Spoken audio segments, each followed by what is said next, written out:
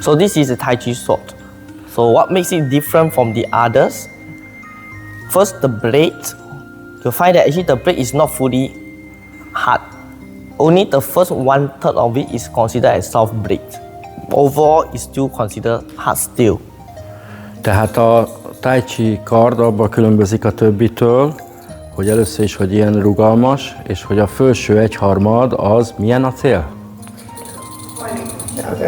Rugalmas. And the sword is a double-edged weapon. That means both sides can be used, left or right. Két élő fegyver. Of course, it's for our practice purpose. The sword are all unpolished. That means you cannot cut yourself, or otherwise we cannot go. Természetesen ezek a gyakorló kardok nincsenek kifenve, tehát nem tudod elvágni vele magad, de azért vigyázzatok, mert akkor is egy hatalmas darab acél. So the tip is called the sword tip.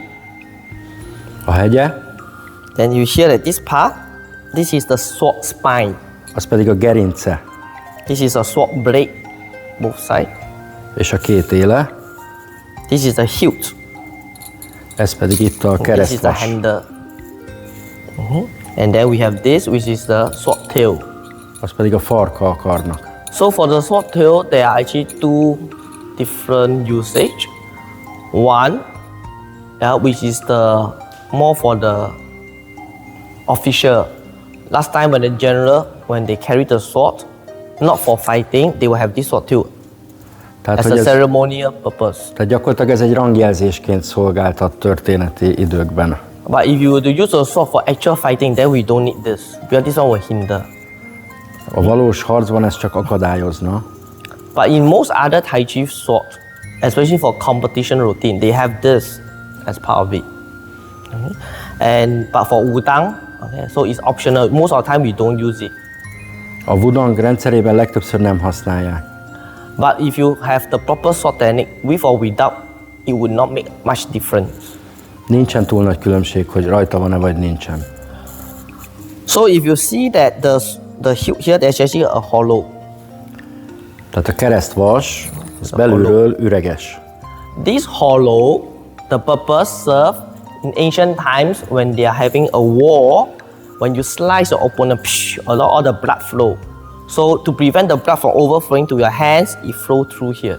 Tehát azért van itt ez az üreg, hogy a hatalmas nagy harci kaszabolás közben a vér az oda csorogjon és ne egyből a markodba. So that's the main thing.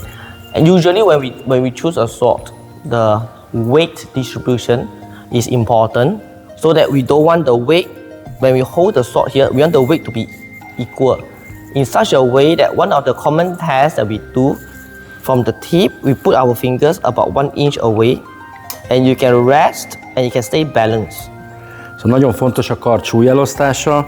Azt mondják, hogy az a jó, hogyha egy hüvelyknyire a keresztvastól van a súlypontja. Then this sword actually is, the weight is actually all right. Some of the display sword that you see online or for display purpose, the top is very heavy, so you can't use it for practice.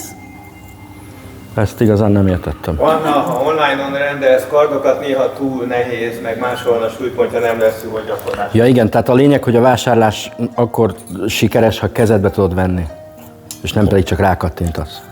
And now the difference between there are many different swords. Let's say in Chinese Tai Chi sword, the Western Europe or Mongolian all have different design. So the Chinese sword in particular, this is where the main difference is. These two, if you look at it, this is where your thumb is to be positioned. Tehát ez az egyik legfontosabb része, hogy a keresztvas olyan kialakítású, hogy meg tudod támasztani a hüvelykujjadat rajta, vagy az ujjaidat egyáltalán. To prevent for someone from cutting you. Let's say if the opponent will come and slide down, it will block. Okay, so that is one of the Tehát megvédi az ujjaidat. So far, the base structure. Of course, they still have the cover, but the cover usually we don't use. Just a cover to put it in. And when we carry our sword outside, especially in a round when you go for training, we have the sword back. We don't just carry the sword like this. No? And the length, how long? When you hold the sword in this position and you put it against your palm, the tip should be about your covering your ears or slightly above. Akkor jó a mérete neked, hogyha ebben a kéztartásban éppen a füledig ér a hegye. So the reason for this length and not too long is such that when you do any of the movement and you need to pull back, you won't actually cut yourself if it's too long. Jó, tehát azért fontos a hossza, hogy a különböző manővereket akkor tudod biztonsággal végrehajtani. Unless you're talking about the extra long swords, because those hand techniques are totally different, or sword technique. Vannak más méretű kardok is, akár 3-szor ekkorák, de ott teljesen más technikával kell forgatni. So later on, you can just do a quick check.